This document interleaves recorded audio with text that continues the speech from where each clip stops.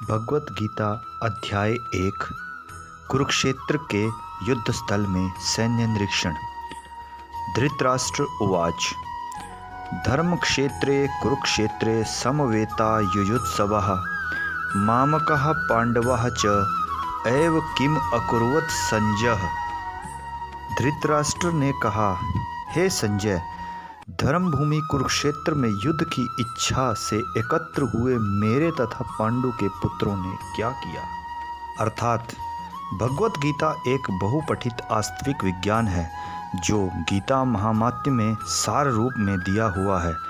इसमें यह उल्लेख है कि मनुष्य को चाहिए कि वह श्री कृष्ण के भक्त की सहायता से संवीक्षण करते हुए भगवत गीता का अध्ययन करे और स्वार्थ प्रेरित व्याख्याओं के बिना उसे समझने का प्रयास करे।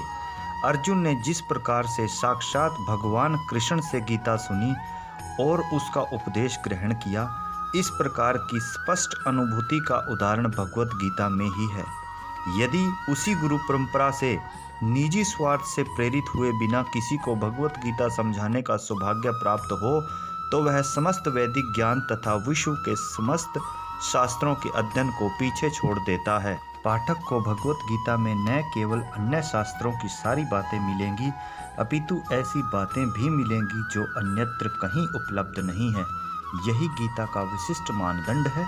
स्वयं भगवान श्री कृष्ण द्वारा साक्षात उच्चरित होने के कारण यह पूर्ण वास्तविक विज्ञान है। महाभारत में वर्णित धृतराष्ट्र तथा संजय की वार्ताएं इस महान दर्शन के मूल सिद्धांत का कार्य करती हैं। माना जाता है कि इस दर्शन की प्रस्तुति कुरुक्षेत्र के युद्ध स्थल में हुई, जो वैदिक युग से पवित्र तीर्थस्थल रहा है। इसका प्रवचन भगवान द्वारा मानव जाति के पथ प्रदर्शन हेतु तब किया गया जब वे इस लोक में स्वयं उपस्थित थे।